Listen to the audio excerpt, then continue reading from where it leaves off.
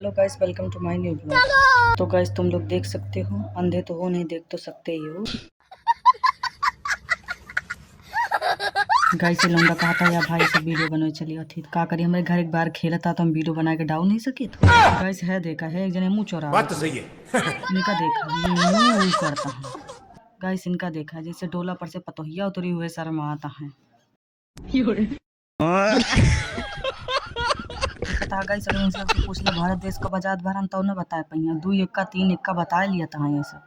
Guys ये लड़का कहा था हम वीडियो का कैमरा बंद कर दिया, वीडियो बनाओ बंद करा, लेकिन तब वो हम बनवत यही। क्या गाइस बात है सर, गोली खत्म हो क्या जाती है तो बात है पैसा सर, डावा पे आई क्या जाता बात, है ये सब। बात है। नान भरे बचिए के देखा हमका भी तो गाइस इनका देखा, इनका अपन फिर एक गौने के पतोहिया है शर्माए शर्माए शर्माए भागे गाइस भागे। गाइस एकदम गौने के पतोहिया शर्माता है।